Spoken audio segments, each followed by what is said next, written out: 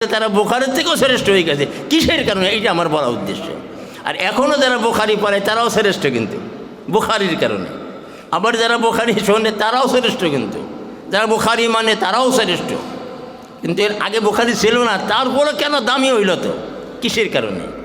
তিনটা কারণ। কয়টা কারণ? মানে নিজে বলছে আমার কাছে দুনিয়ার ভিতরে তিনটা জিনিস সব থেকে বেশি প্রিয়। কয়টা জিনিস? এক নম্বর আন-নাযরু ইলাইক, আমার দুই চক্ষু দিয়ে আমি আমার প্রিয় রাসূলকে মন ভরিয়া দেখতে পারি। সুবহানাল্লাহ। তার প্রমাণ, অনেকে যখন কালেমার দাওয়াত দেওয়ার কারণে মাঠ বেহুশ করে বলছিল, জানি তো ঘটনা সবাই। বাড়িতে নেওয়া হইলো, মা বললো কি মায়ের তো খাইছো, বেহুশ তো হয়েছে। আমি কিন্তু খাবার খাইয়ে নি, মার যে স্নেহ থেকে। মা তখনও কাফেরা, কেন কয় আমি খাবো না যতক্ষণ পর্যন্ত আমি প্রধান বিচারপতি দায়িত্ব পালন করছি, তাই আমার বেহুশ করে ফেলাইছে। রসুল তো এতিম মিসকিন, মা নাই বাপ নাই, তারে কি করছে আল্লাহ জানে। কি মহাব্বত, একে বলে মহাব্বত। তো মা কয় যার জন্য এই মাইট খেলে তার কথা আবারই কও। আল্লাহ আল্লাহ, হ্যাঁ বলতেই হবে। তা আমি না, তাকে আমি দুই চোখে না দেখলে আমি কিছু খাবো না মা, কিছু খাবো না। কিছু মা তো সন্তানে খাইতে হবে। খবর দিয়েছে, লোক গেছে, কেন না ভালো আছে না, ওই তোমার ওই খবর হবে না, আমার দেখতে হবে। আন-নাযরু ইলাইক, যে কথাটা বললাম, তিনটা জিনিস ওনার কাছে বেশি প্রিয়। তার ভিতরে একটা আল্লাহ রসুলকে দেখা। মার খেয়ে বেহুশ হয়ে গেল রসুলের কলমার কারণে। সেই রসুলকে না দেখে ওনার মা মুখে ফোঁটা পানিও দিতে পারলো না। এই রসুলের মহাব্বত না আর কিছু? এটাকে খেলে মুখের মহাব্বত না, বুকেরও মহাব্বত। লা ইউমিনু আহাদুকুম হাত্তা আকুনা আহাব্বা ইলাইহি মিন ওয়ালিদিহি ওয়া ওয়ালাদিহি ওয়ান নাসি আজমাইন। সবার থেকে বেশি মহাব্বত না? এটাই ইমানের দাবি। তো লাখো মোমেন হো মগর ঈমান মে কামিল নেহি। হ্যাঁ, তো মাদ্দায় ঠেকছে। শেষ পর্যন্ত অনেককে নিয়ে রসুলকে দেখাইছে যে এই দেখো তুমি, রসুল তোমার ভালো আছে। তাইলে আন-নাযরু ইলাইক সব থেকে দামি, ওনার কাছে প্রিয়। প্রমাণিত হইল কি না? খালি মুখের কথা না, বাস্তবতাই। মার খেয়া বেহুশ হইয়া খুশি আইসা প্রথম যে জিনিসটা মহাব্বতের, সেইটাই উনি বলছে, রসুলকে দুই চোখে না দেখে আমি মুখে কিছু দেবো না। আন-নাযরু ইলাইক, এই জন্য রসুলের সোহবতে যাইতেন, মজলিসে যাইতেন সবসময়। সে ছোটোবেলার থেকে শুরু করে মৃত্যু পর্যন্ত রসুলের সাথেই রয়েছে। জাহিলিয়াতের যুগেও পৃথক হন নাই, ইসলামের যুগেও পৃথক হন নাই। কিতাবে লিখতে শোনার সম্বন্ধে এত মর্তবা খালি খেলে না, দেখা দেখা মহাব্বত করা। একটা হচ্ছে নাযরু ইলাইক। তো রসুলকে দেখলে ফজিলাত আছে। রসুলের নায়েব যারা, তাদেরকে দেখলে কি ফজিলাত হবে না? যিনি আসতেছেন উনি সত্যিকারের নায়েব না, দামি নায়েব না। এই জন্য আমি বলছি ওনাকে দেখার জন্য আমি আসছি। আলহামদুলিল্লাহ, ইনশাল্লাহ দেখা করবেন। সুস্থ শরীরে দ্রুত নিয়ে আসেন, আল্লাহর কাছে দোয়া করি আমরাও যেন দেখে লাভবান হইতে পারি। যে কথাটা শুরু করেছিলাম, রসুলের নজর পাইয়া সাহাবারা সাহাবি হয়েছে।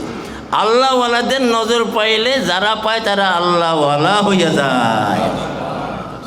লাভ না লস? হ্যাঁ, যাই হোক। তো এক নম্বর ওনার মহাব্বতের জিনিস ছিল আন-নাযরু ইলাইক।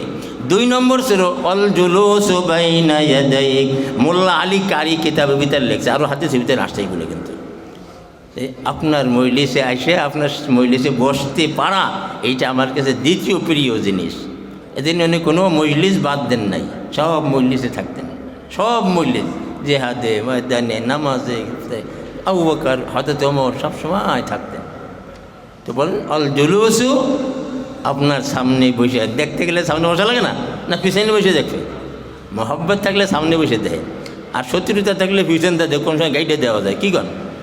আল জুলুসু বাইনা ইয়াদাইক নাযরু ইলাইক, মহাব্বতের নজর। আমি আমার রসুলকে চোখ দিয়ে দেখতে পারতেছি। যে রসুল তার চোখ দিয়ে আল্লাহকে দেখে আসেন, সুবহানাল্লাহ। আল্লাহ রসুল মেরাজে যে আল্লাহকে দেখে আসেন নাই, এই রসুলকে দেখতে পারলে সাহাবি হয়, না পারলে কিন্তু হয় না। আর জুলুস বাইনা ইয়াদাইক, আপনার সব থেকে বরকতপূর্ণ মজলিস। আরে আল্লাহওয়ালাদের মজলিসে যারা বসে, যারা বসে না, মোল্লা আলী কারি নব্বরাল্লাহু মতন মুহাদ্দিস আজিম বলছেন, যে মজলিসে আল্লাহওয়ালাদের আলোচনা হয়, বৃষ্টির মতন রহমত নাজেল হয়। এরপরে বলতেছেন যদি সেই মজলিসে আল্লাহওয়ালারই থাকে, আলোচনায় যদি রহমতের মতন বৃষ্টি নাজেল হয়, উপস্থিত থাকলে আর কিছু হয় না, তাই তো? কথা কন না?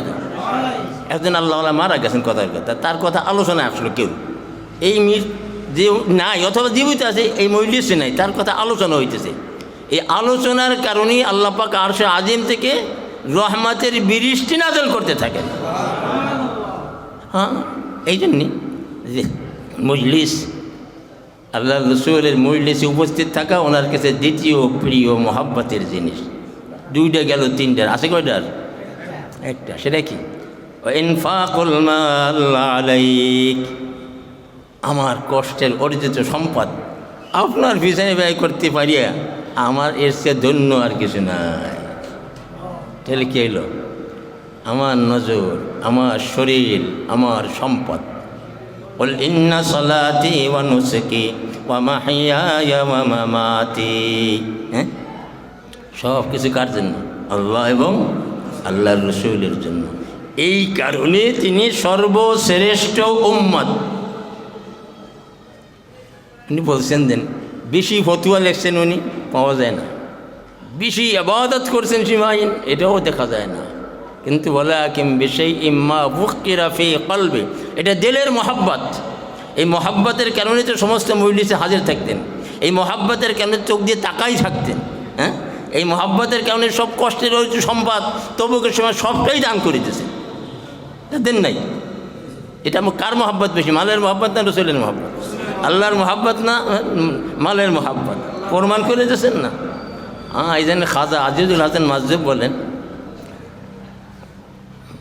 যদি আল্লাহর মহাব্বত তোমার দিলের ভিতরে ঢোকে, সের তেরা খাম জরুর,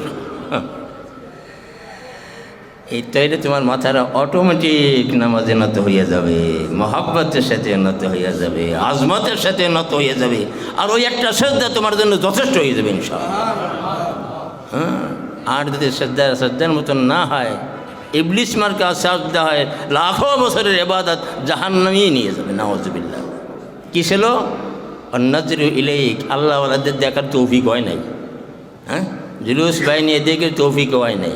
হাকিমুল উম্মত বলছে, ইবলিস এত বড় আলেম, আলেমের আইন, আরিফের আইন, আবেদের আইন সব আছে, খালি ইশক মোহাব্বতের আইনটা নাই, গাইন হয়ে গেছে সব। এক মন দুধ, এক ফোঁটা মুদ, পাক না না পাক? কেন? এতে এক ফোঁটা আর এক মন নাফাক করে দিল। এরকমভাবে শয়তান ওই এক আইন, আশিকের আইন না থাকার কারণে তিনটে আইনই গাইন হয়ে গেল, জাহান্নামে হয়ে গেল, সে বিচারিত হইল, মালুন হইল। এই জন্যে আল্লাহর ওলিদেরকে দেখার জন্য আমাদের আশা, না কি বলেন? তেনার মজলিসে বসার জন্য আশা, হ্যাঁ, তেনার থেকে দোয়া নেওয়ার জন্য আশা। সেই জন্যে আদবের সাথে বসবো, ভালো নিয়াতে আসছেন। আমি মনে করি আমি আপনাদের সাথে এইরকম নিয়ত মিলাই আসার চেষ্টা করছি। আল্লাহ যেন আমাদের সকলের নিয়তের ভিতর বরকত দান করে, আল্লাহ যেন দেখে সুদৃষ্টির মাধ্যমে নজরের হেফাজতের তৌফিক দান করে, হ্যাঁ, আর কুদৃষ্টির থেকে যেন আল্লাহ পাক আমাদেরকে মৃত্যু পর্যন্ত রক্ষা করেন।